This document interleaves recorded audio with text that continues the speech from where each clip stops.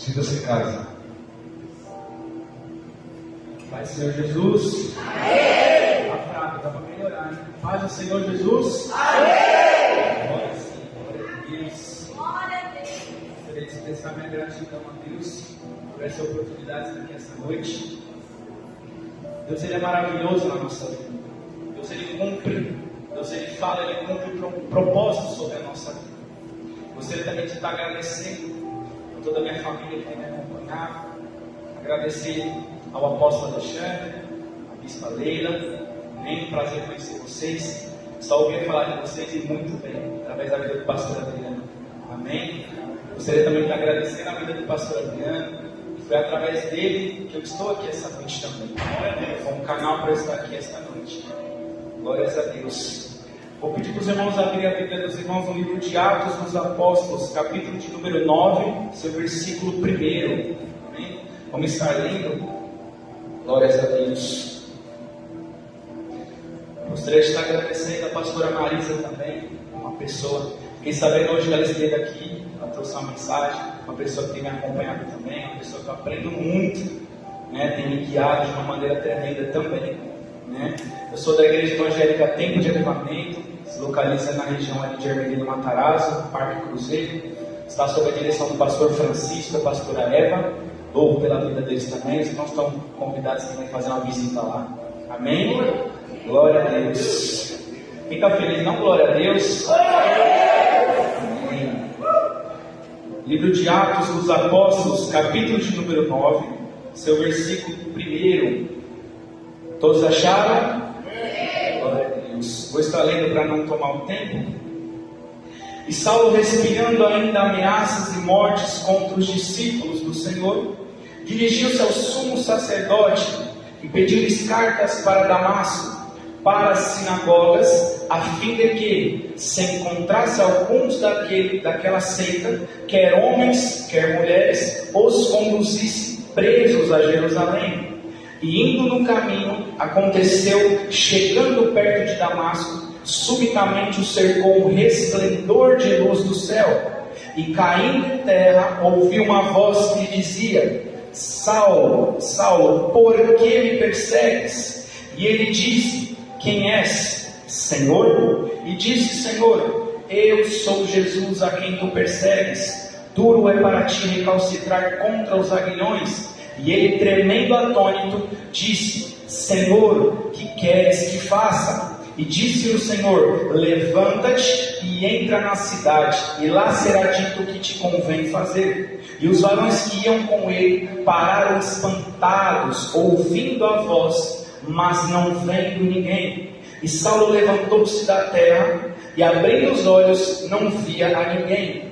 E guiando-o pela mão, o conduziram a Damasco. E esteve 3 dias sem ver, não comeu e nem bebeu. Glórias a Deus. Pode se assentar, fica à vontade.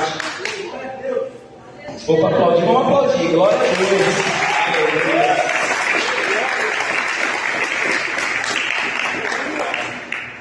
Glória a Deus. Curva a sua cabeça, feche seus olhos. Senhor Deus, estou aqui, meu Pai, apresenta minha vida diante do teu altar, Senhor. Estou aqui, meu Pai, sob a direção desta igreja, Senhor, à frente dos teus filhos aqui. Que aqui há pessoas que estão sedentas, com fome e sede da tua palavra, Senhor. Conduza algo ao coração dos teus filhos, Senhor. Corações sensíveis à tua palavra, Senhor. Em nome do Senhor Jesus. Amém. Glórias a Deus. Esse é um texto onde relata um pouco da conversão de Paulo. Obrigado. A conversão de Paulo, a transformação de Paulo. Eu entendo aqui também que algumas pessoas dizem que Deus ele mudou o nome de Saulo para Paulo, mas não se trata de uma questão de transformação, essa diferenciação do nome de Saulo para Paulo, mas nada mais é do que uma questão de cultura, uma questão de língua local, porque quando Jesus ele encontra Saulo no caminho de Damasco, ele chama por Saulo, mas quando Saulo começa o seu propósito, ele muitas das vezes ele vai se titular como Paulo. Por quê? Porque o nome Saulo é um nome em hebraico de Paulo, e Paulo é um nome grego. Então nada se trata do que uma questão de estratégia, uma questão de língua local. Paulo era um perseguidor, diga comigo, perseguidor. Ele perseguia os cristãos da época, ele perseguia a igreja de Atos, a igreja primitiva. Mas quando eu leio esse texto, eu entendo algo aqui também, que Paulo ele não perseguia a igreja em si, mas ele perseguia a Cristo Jesus em seu princípio. Porque eu entendo que quando a perseguição ocorre com o corpo, automaticamente a cabeça é perseguida. E a cabeça é Cristo Jesus. A cabeça da igreja é Cristo Jesus. Porque foi Ele que iniciou a igreja lá na cruz do Calvário. Glórias a Deus. Você deve estar se perguntando, mas por que Paulo perseguia a igreja? Paulo ele intitulava a igreja como uma seita. Ele acreditava que se tratava de uma ameaça contra as leis de Deus naquela época. Só que a Bíblia vai falar, apóstolo, que naquele momento a igreja estava em um crescimento avassalador. Esse era o adjetivo usado para intitular o crescimento da igreja naquele momento, um crescimento avassalador, ou seja, não era um crescimento raso, não era um crescimento lento, mas era um crescimento avassalador, rápido, explosivo. E eu começo a pregar aqui porque eu olho para a minha e para a tua vida. Muitas das vezes o crescimento vai incomodar, todo o crescimento vai gerar perseguição, entenda isso. Se estão te apontando, muitas das vezes é porque você está crescendo. Se estão falando mal de você, é porque muitas das vezes você está crescendo. Então todo crescimento ele vai gerar perseguição. Há tantas pessoas que se incomodam com um tal crescimento. E não é diferente na tua vida. Todo crescimento ele vai gerar perseguição. Crescer incomoda. Aí tem gente que vai perguntar assim, mas será que dá para ter crescimento em meio à perseguição? A Bíblia fala que dá, porque a igreja não parou de crescer em meio à perseguição. Quanto mais era perseguida, mais ainda ela crescia. Eu quero profetizar para essa igreja, até este ano, até o final desse ano, é um crescimento avassalador para essa igreja. É só para crer mesmo. Glória a Deus. Então, quanto mais a igreja era perseguida, mais ela crescia. Aí tem muita gente que fala assim, nossa, mas por que o jardim do vizinho está mais verde que o meu? Por que o jardim do vizinho está mais bonito que o meu? Deixa eu te falar uma coisa. Enquanto você ficar se preocupando com o jardim do lado do vizinho, no seu não vai crescer nem mato, viu? Se importe com o seu crescimento. Se importe com a sua vida notária. Se importe com a sua família, com as suas coisas. Busque esse crescimento. Busque esse crescimento. Tem momentos que a gente tem que fazer assim, mas a gente vai estar crescendo. Glória a Deus. Só que eu entendo que o momento que Paulo ele recebe essa autoridade de perseguição, se dá lá no seu capítulo de número 6, versículo capítulo 7 também, de Atos dos Apóstolos, quando a Bíblia vai relatar um pouco sobre a vida de Estevão. Estevão foi um diácono levantado pelos apóstolos de Jesus por inspiração e intermédio do Espírito Santo naquele momento. Porque eles precisavam de pessoas para ajudar, porque a igreja estava crescendo e era só os 12 discípulos, a gente precisa de mais gente. E ali foi levantado Estevão. Mas o que me chama a atenção de Estevão, que Estevão, a Bíblia vai intitular ele como alguém que se empenhava, como alguém, aquele obreiro, sabe, que ama a obra, que ama o evangelho, que não tem vergonha, que não tem medo de nada. Esse era Estevão, que ele queimava com o Espírito Santo, queimava pela palavra. E aí no capítulo de número 7 vai dizer que Estevão ele estava ali diante de umas sinagogas. Ele ia até a sinagoga, se deparava com muitas pessoas ali, cada um falando uma coisa, mas ele falava, é aqui que eu vou pregar. Ele não tinha medo. E aí o capítulo de número 7 vai dizer que Estevão chega nessa sinagoga, ele começa a lhe falar, e as pessoas que estavam em volta falam, peraí, vamos escutar ele um pouquinho, deixa ele falar. E aí ele começa a falar de Jesus, começa a falar do amor de Jesus, ele começa a falar de um reino que espera por nós, ele começa a falar de um reino que está sendo preparado, e aí ele começa a falar, só que tem um momento, apóstolo, que eles começam a se enfurecer com ele. Eles começam a falar, peraí, ele está blasfemando. Ele está blasfemando contra Deus, ele está blasfemando contra Moisés, ele está blasfemando. E aí o que vai me chamar a atenção é que ele é expulso da sinagoga por estar pregando a palavra. Será que crescer incomoda? Será que fazer a diferença incomoda? Porque ele estava fazendo a diferença naquela sinagoga. E ali ele é expulso daquele lugar. Lá fora da cidade ele é julgado. Ele é julgado, a Bíblia vai falar que ele foi apedrejado. Só que tem um porém aqui. Antes dele ser morto, ele olha para o céu. E a Bíblia vai falar que o céu se abre para ele naquele momento. O reino se abre para ele naquele momento. Ele olha para o céu e ele vê Deus Pai. E ao lado ele vê Jesus Cristo. Sabe o que Jesus estava falando para ele? Está falando para mim, para você. Na sua pior dor eu estou lá. Pode ser a tempestade que for, eu vou estar lá. Pode bater no seu barco, ele bate da esquerda, bate da direita, mas eu estou lá. Aí Estevão olha e ele fala: Pai, eu estou pronto. Está consumado. Está consumado. Parece muito Jesus Cristo na cruz do Calvário, né? Quando ele cumpre todo o propósito, ele morre por mim, por você. Ele olha para Deus Pai e fala: está consumado. Com Estevão não foi diferente. Com Estevão não foi diferente. Mas Júlio, por que você está falando de Estevão?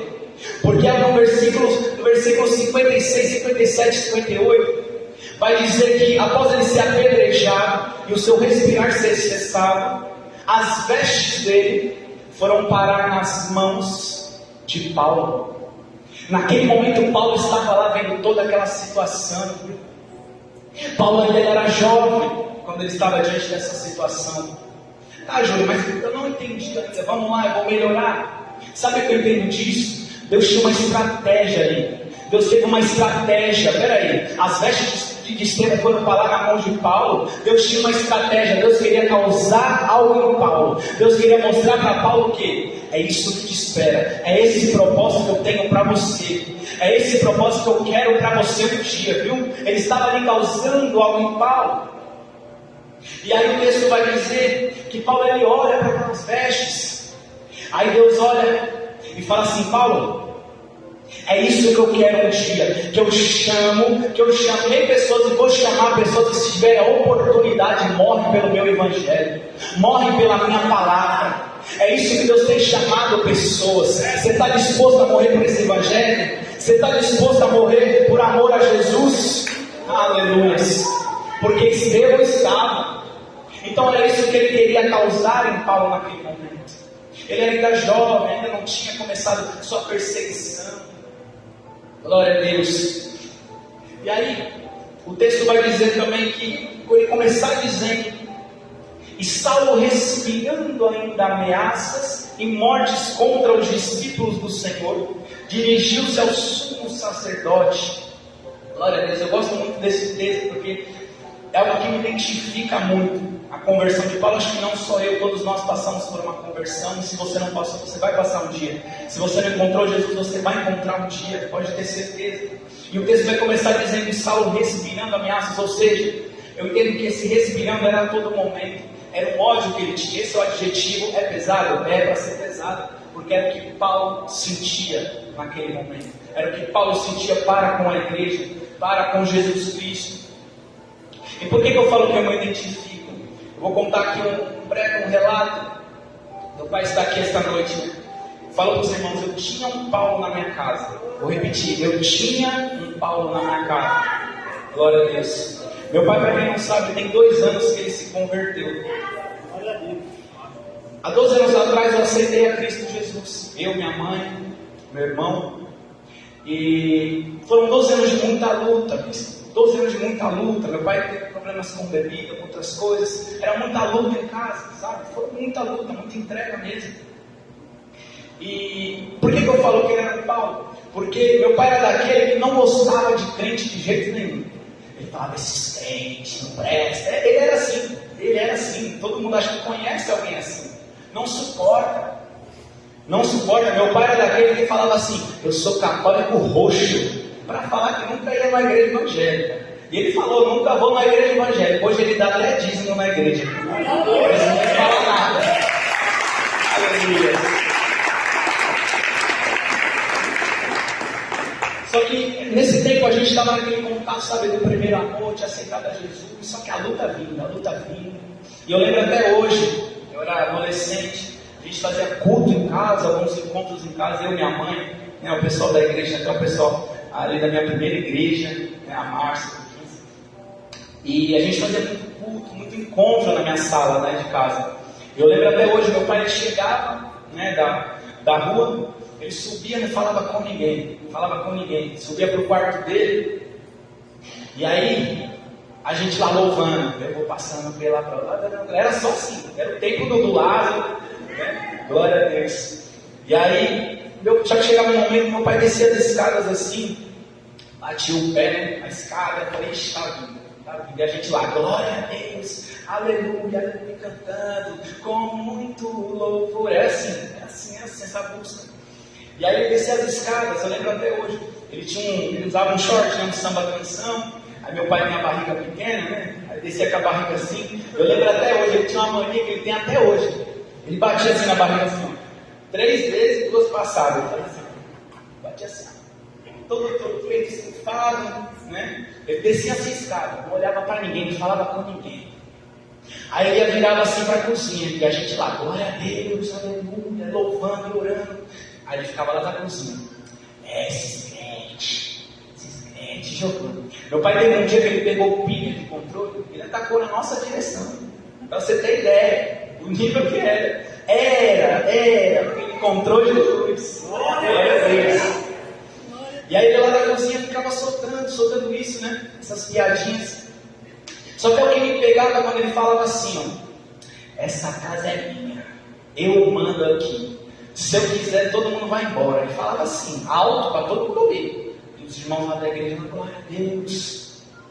Só que eu fico imaginando Deus olhando tudo isso, né? Meu pai falando, essa casa é minha. Aí Deus falava, sim, essa casa é sua. Aí meu pai falava, está no meu nome essa casa, se eu quiser todo mundo vai embora. Aí Deus falava, sim, essa casa pode ser até sua, está no teu nome. Mas deixa eu te falar uma coisa, a casa pode ser até sua, mas eu tenho uma promessa com quem mora nela. Eu tenho uma aliança formada com quem mora nela. Ei, pode vir o que for, pode ser quem for, Deus faz. Quando é para encontrar, Ele encontra. E Ele muda, Ele transforma, Ele liberta. Então eu quero liberar uma palavra para a tua casa hoje. Você e a tua casa servirão ao Senhor sim. Não adianta vir ninguém falar que não vai não, viu? Não acredita nisso não, porque Ele está ali, ó. Ele está ali, está liberto, viu? Foram mais de 20 anos. A promessa foi dada lá atrás. Mas Deus é fiel para cumprir. É só para quem crê. Levanta a mão e recebe isso, que é muito forte. É uma aliança que nunca vai ser quebrada. É uma promessa que jamais tirará da sua vida e da sua casa. Glória a Deus. Aleluias. Então, voltando para o texto, versículo 2 vai dizer: e pediu-lhe cartas para Damasco. E se pediu-lhe cartas, ou seja, ele pediu autorização ao sumo sacerdote para ir até Damasco. Mas por que Damasco?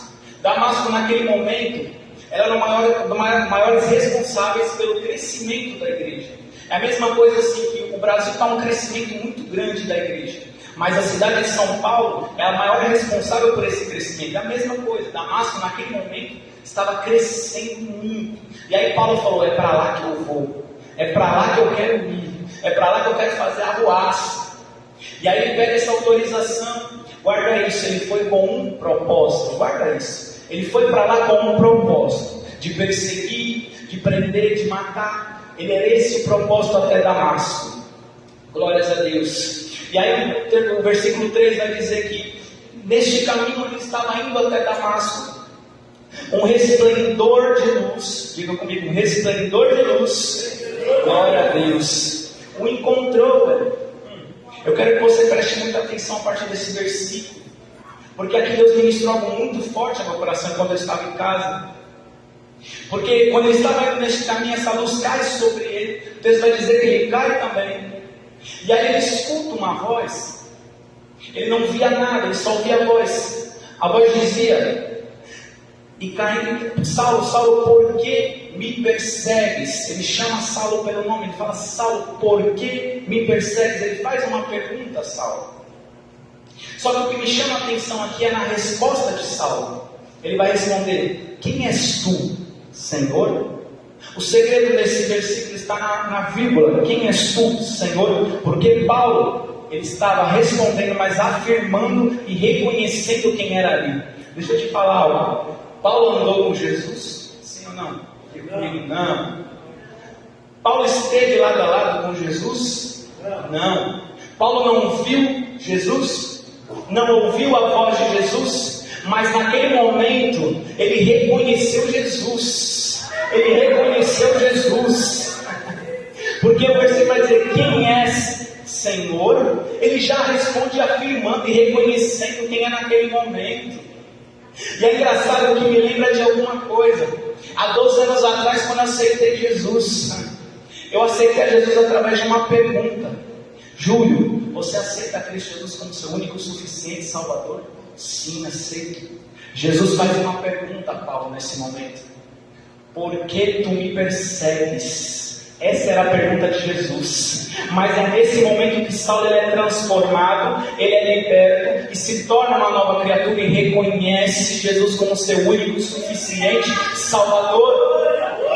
Glória a Deus. E aí o texto vai dizer: quem é, Senhor? E diz o Senhor: eu sou Jesus, a quem tu persegues. O engraçado aqui é que Jesus não fala: eu sou o Messias, eu sou o Filho de Deus. Ele não fala. Ele não fala: eu sou o Cristo. Não. Ele fala: eu sou Jesus. Sabe o que eu entendo de tudo isso? Ele queria mostrar algo a Paulo aqui. Paulo, eu sou Jesus, que veio à terra em carne e luz, que sentiu as mesmas coisas que você sentiu. Paulo, eu sou Jesus, que andou sobre essa terra, que andou sobre essa terra, realizou milagres, Paulo.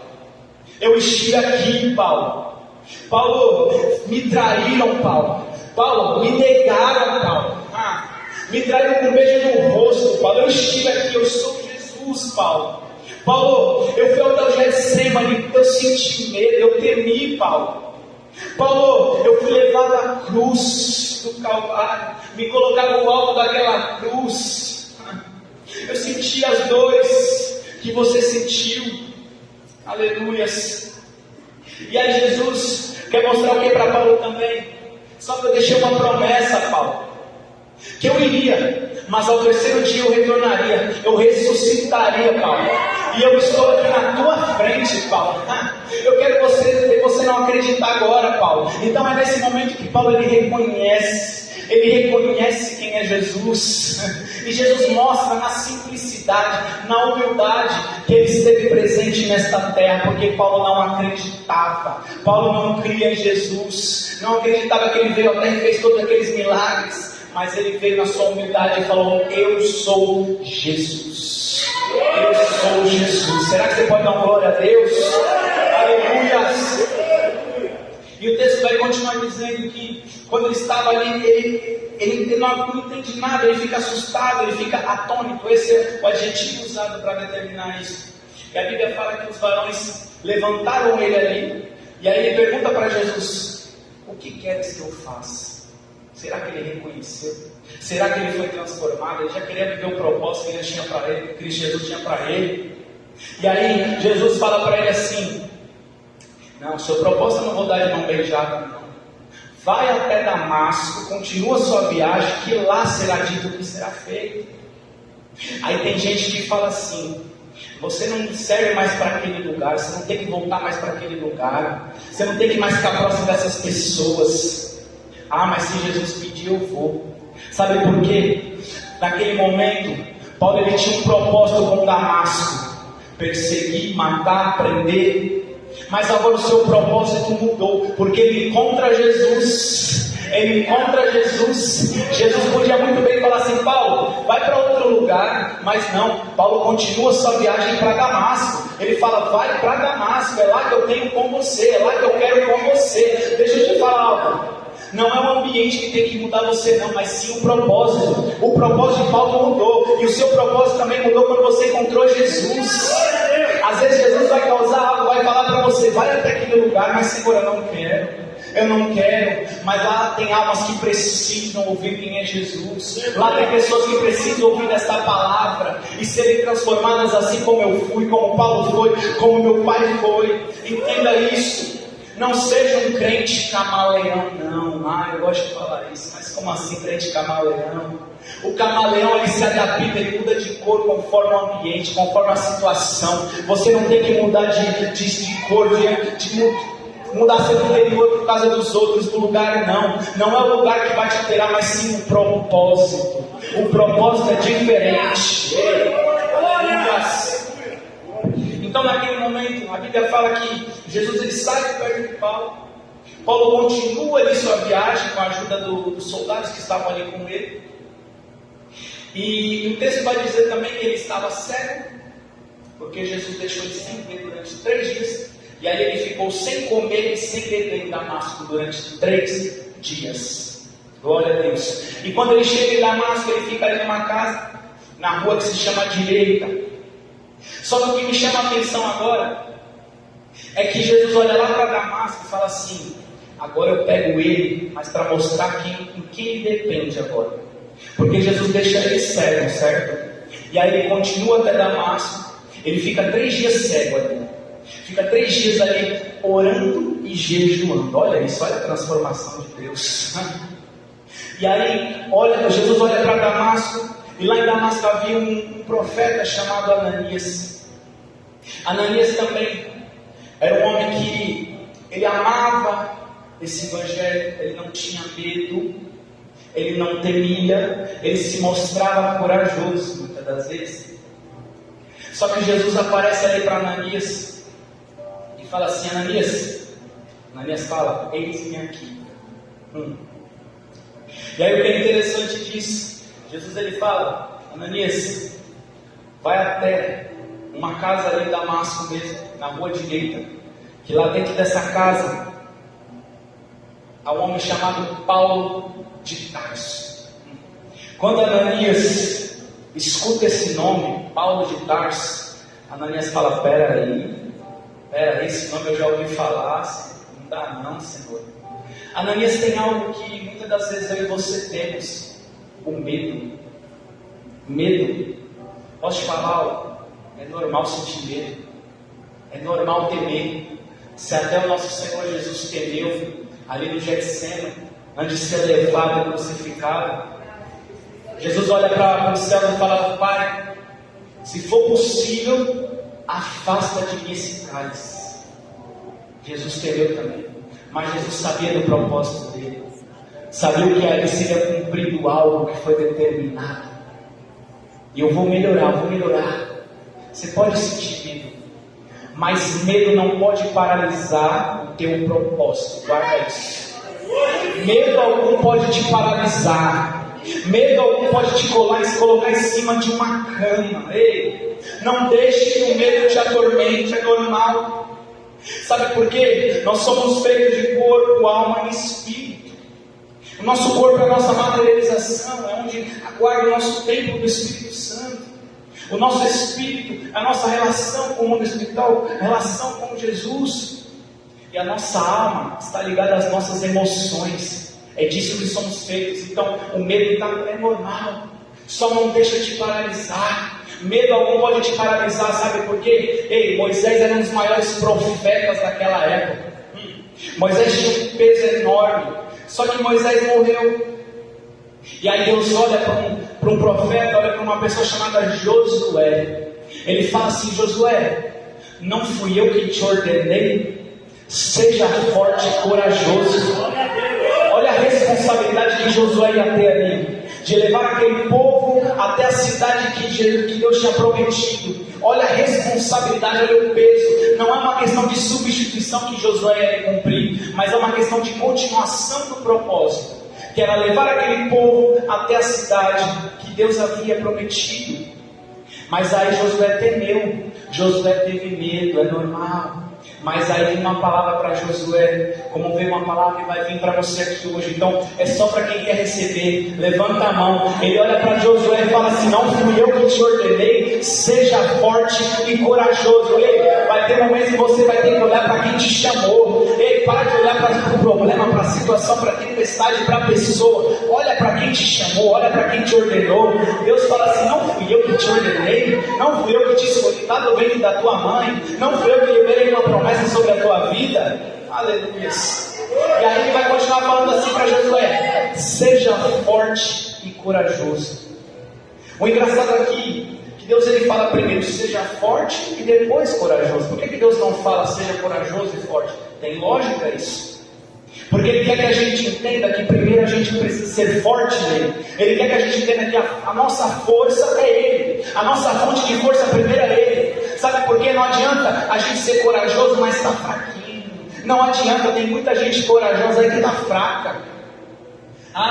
E força está ligada com vida espiritual, com santidade, com tudo isso. Com tudo isso, como está a sua força? Entenda o que é sua força. Primeiro você deve ser corajoso e seja forte.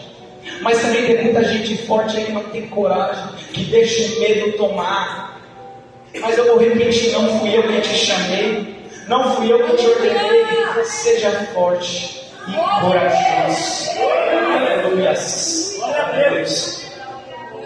Então, a mesma palavra que eu acredito que Deus ele tinha para Josué se encaixa muito para Ananias, porque Jesus ele vai dizer para Ananias nesse momento: vai, simples assim, vai, mas com um peso grande.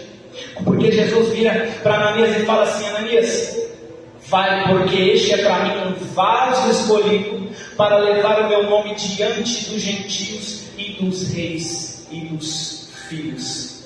Jesus chama Paulo nesse momento de vaso escolhido. Você é um vaso escolhido? Glória a Deus. Aleluia. Eu gosto de pensar muitas das vezes que Deus ele não olha para a gente só como ovelha, mas Ele olha para a gente como flecha. Porque uma flecha é um preparo, e Deus ele prepara a gente, e no tempo certo Ele lança a gente, Ele nos encoraja. Então não leve só que eu sou uma ovelha, mas trate também como uma flecha na mão do arqueiro. Na mão do arqueiro. Aleluia. Então Jesus precisava de Ananias naquele momento. Só que Ananias temeu, mas Jesus veio com essa palavra para ele: vai, Ananias, porque ele é um vaso escolhido para mim. É Ele que vai levar a minha palavra. É Ele que vai levar o meu evangelho. É Ele que vai alcançar pessoas. Aleluia. E aí o texto vai dizer também: e eu lhe mostrarei quanto deve padecer para o meu nome. Jesus ele sabia o que Paulo havia feito. Jesus sabia de tudo que Paulo havia cometido. Só que tem um momento, ali no versículo mais em cima, onde eu entendo que, quando Jesus fala assim: duro é para ti recalcitrar contra os aguilhões, ele fala para Paulo. Aguilhões, para quem não sabe, é como se fosse uma lança com uma ponta. Por que Jesus estava falando isso? Porque Jesus ele conhece a nossa mente, conhece o nosso coração. Ele sabia que Paulo, aqui dentro, já estava matando ele, estava martelando ele por dentro. A consciência de Paulo já estava consumindo ele. Sabe o que Jesus quer dizer aqui também para Paulo? Paulo, quem um dia persegue é muito perseguido. E não é só por homens não, mas é por sua própria consciência. Deixa eu te falar algo aqui sem querer ser duro. Mas tem momento que a nossa consciência vai bater. Aí você vira e fala assim: tá, mas o meu pastor não está vendo. Aí você vira e fala assim: meu pai e minha mãe não estão vendo.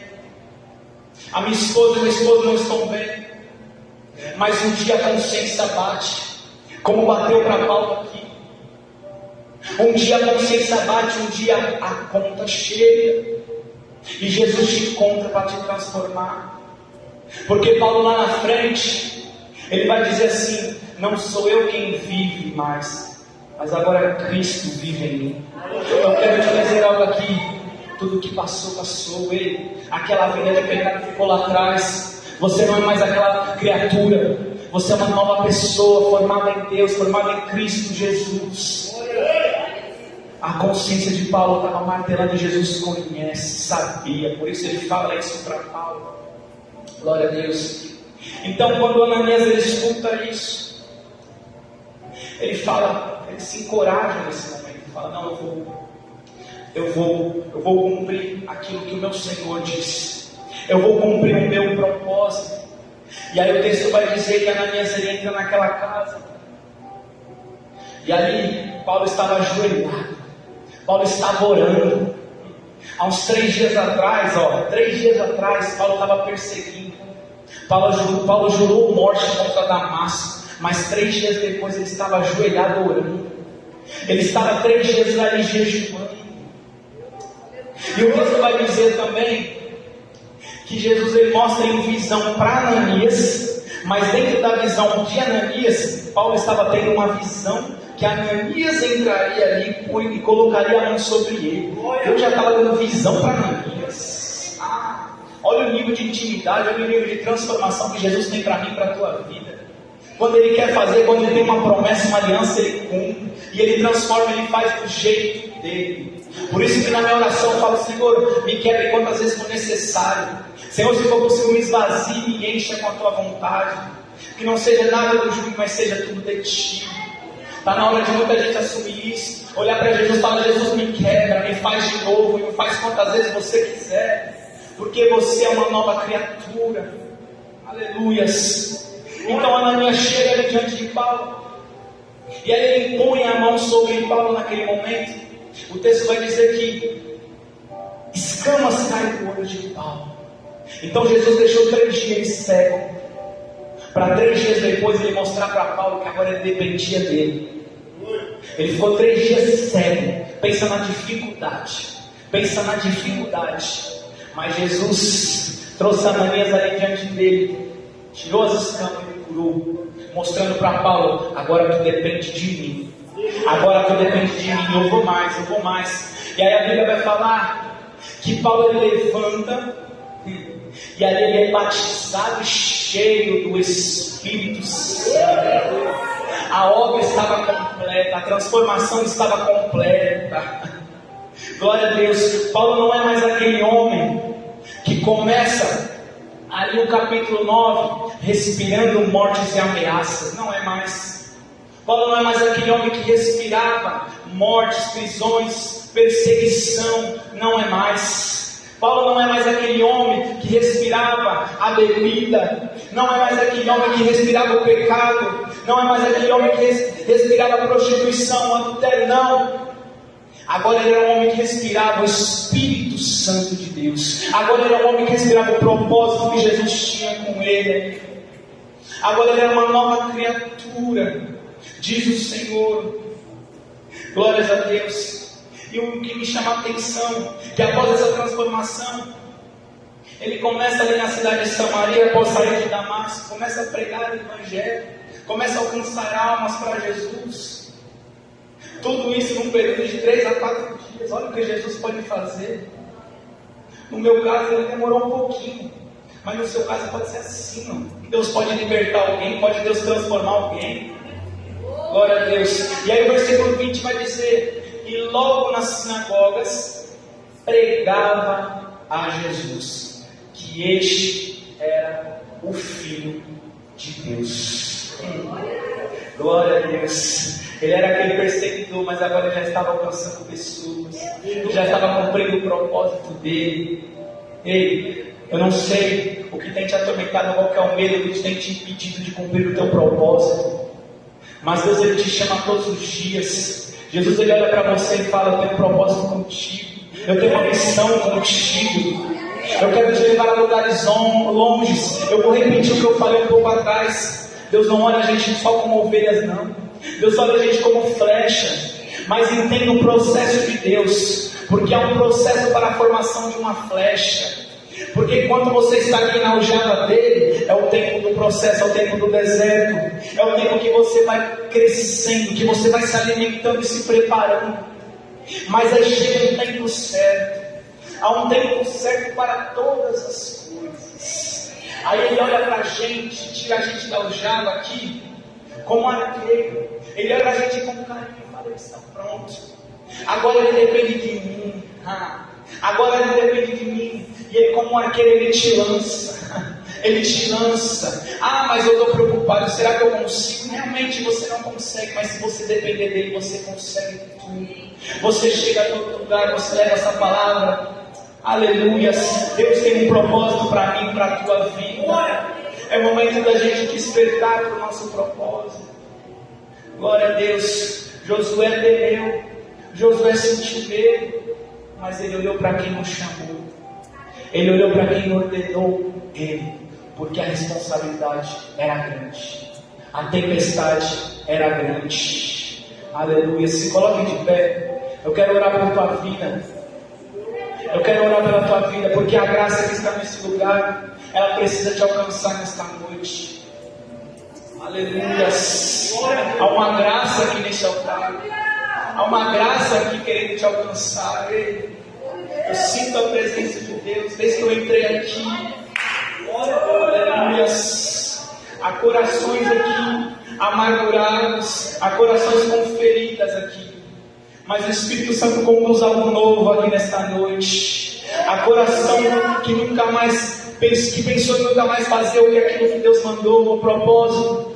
Mas Deus diz: eu ainda tenho contigo, viu? Eu ainda tenho muito contigo.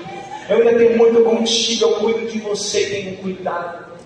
Aleluia. Feche teus olhos. Soberano Deus, eterno Pai, Senhor. Senhor, queremos, Pai, te agradecer por essa noite, por esse momento, por essa graça, Senhor, que aqui está, Senhor. Senhor, eu posso sentir a tua presença. Aleluia. Espírito Santo de Deus.